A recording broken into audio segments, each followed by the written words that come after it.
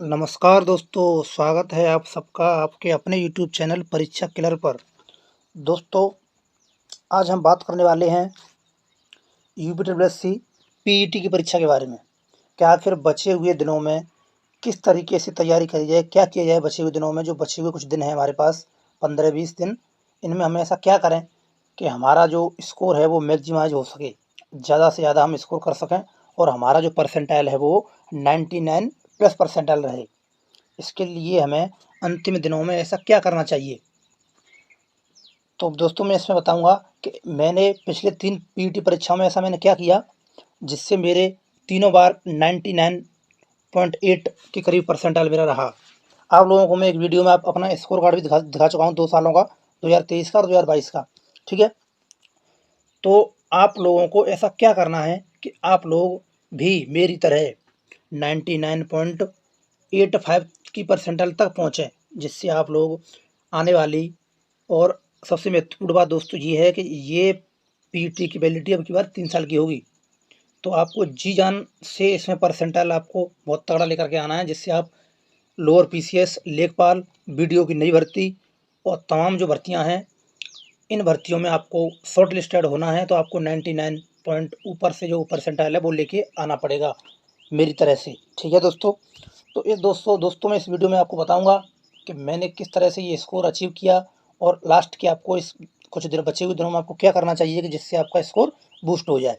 ठीक है, तो दोस्तों ये सब चर्चा करने से पहले मैं आपको अगर याद दिला दूं कि अगर आप चैनल पर नए हैं तो चैनल को सब्सक्राइब कर लीजिए और आपको वीडियो अच्छा लगे तो वीडियो को लाइक और शेयर कर दीजिएगा और टेलीग्राम चैनल को ज़रूर ज्वाइन कर लीजिएगा, डिस्क्रिप्शन में लिंक है।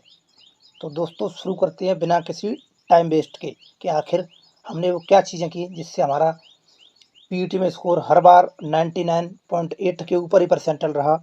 ये आपको मैं अपना वीडियो में एक 2 स्कोर कार्ड आपको दिखा चुका हूँ सबूत के तौर पर। ठीक है, तो ये आपके लिए मोटिवेशन है कि अगर मैं कर सकता हूँ ना तो आप लोग भी कर सकते हो। इसमें कोई यूपीएससी जो पीईटी है ना वो कोई तोप नहीं है तो चलाने में दिक्कत होगी।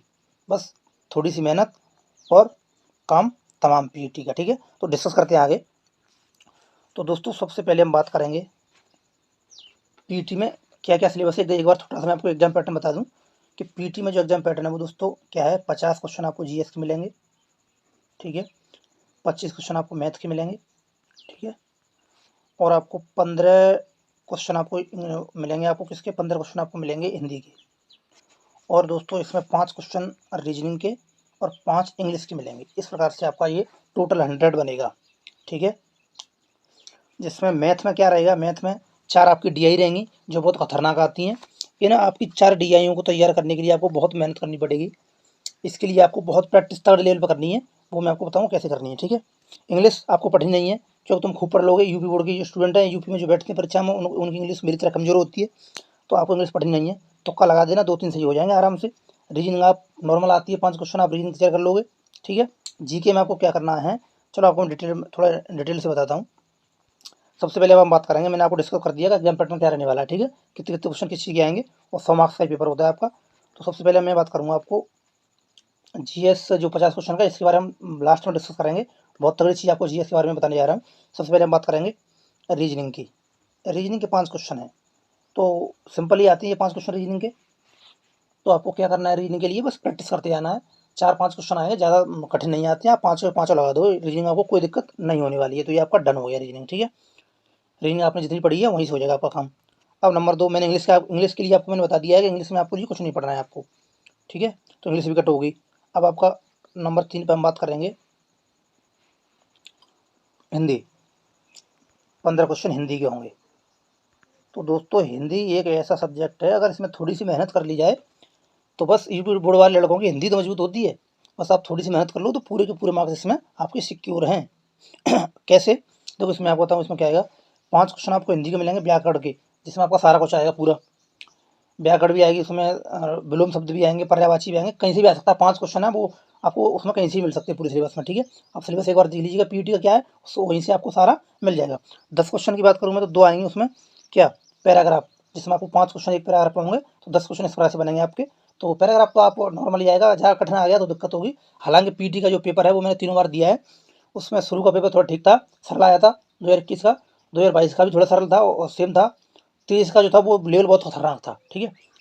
तो मैं आपको बता दूं कि जो 21 का पेट था वहाँ पे मेरा स्कोर था, 21 वाले पेट में मेरा स्कोर था दोस्तों 81, और 22 वाले पेट में मेरा स्कोर था 85, ठीक है। और जो 23 का पेट था इसने सबके पसीने छुड़ा दिए थे मेरे, क्या सबके, जितने खतरनाक खिलाड़ी थे वो सब धराशायी हो गए थे। हाँ, लेकिन पेपर कठिन था तो ये सबके लिए था। तो मैं आपको बता दूं 23 का जो पेट था उसमें मेरा जो स्कोर था वो बहुत कम बना था।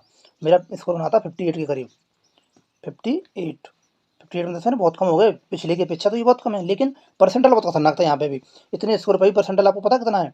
हर बार मेरा 99 से ऊपर था, 99 से ऊपर ही था। इस बार भी मेरा परसेंटाइल 99.81 था, इतने मार्क्स का भी, ठीक है। तो वो पेपर कठिन होता है तो सबके लिए होता है, एक लिए नहीं है, ठीक है। तो इन चीज़ों का आपको गौर नहीं देना है, लेकिन आपको कठिन चीज़ें भी करके जानी है, जैसे DI।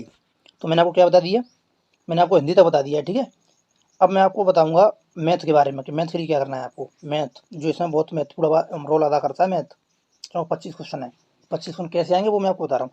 5 क्वेश्चन आपको पूरे सिलेबस से देखने मिलेंगे, पूरा सिलेबस नहीं, उसमें मैं आपको बता रहा हूँ कौन सा टॉपिक। एक एवरेज का सवाल आएगा 5 में से, एक एवरेज का, वो एक परसेंटेज का, एक टाइम एंड वर्क का हो सकता है, और एक लाभ आने का हो सकता है।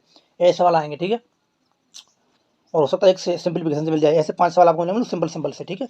ये आपको 5 और 5 लगा देने हैं और लग जाएंगे आराम से, इसमें कोई दिक्कत नहीं होने वाली, बस प्रैक्टिस करते रहिए आप लोग।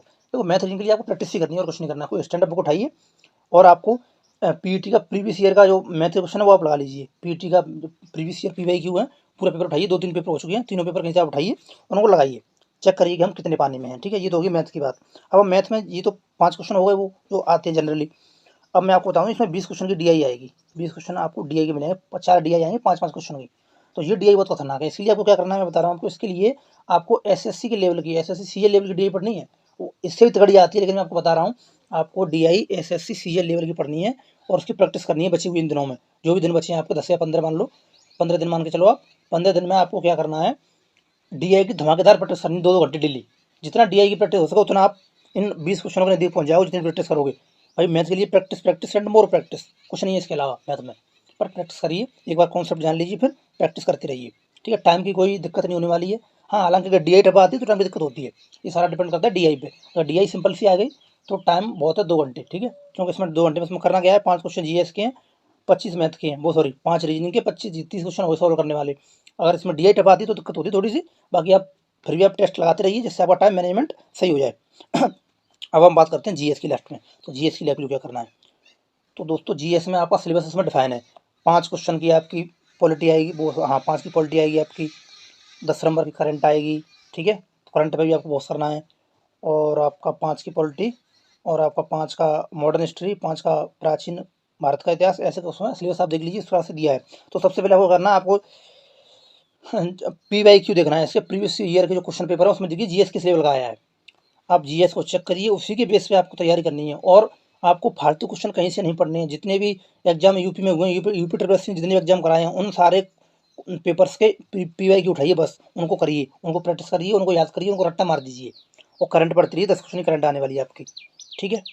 और उसके बाद में एक चीज़ मैं आपको नहीं बताऊंगा, वो तभी बताऊंगा जब आपका पेपर होने वाला है उससे 2 दिन पहले, कि आपको क्या करना है। अगर कुछ नहीं आ रहा है तो आप GS के लिए क्या करोगे, वो मैं आपको रामायण तरीका बताऊंगा पेपर से 2 दिन पहले, ठीक है। तो आपको GS में कुछ नया नहीं पढ़ना है, केवल PYQ पढ़ने हैं। अब मैं आपको बता रहा हूँ, अगर आपको स्कोर अच्छा करना है तो केवल PYQ पढ़िए, फालतू के पछड़े मत पढ़िए। नया पढ़ोगे कन्फ्यूज हो जाओगे, दिमाग कन्फ्यूज हो जाएगा, हैंग हो जाएगा तुम्हारा दिमाग, अगर नया कुछ पढ़ोगे तो, क्यों नया आपके दिमाग में घुसेगा नहीं, पुरानी चीज़ें और निकल जाएंगी।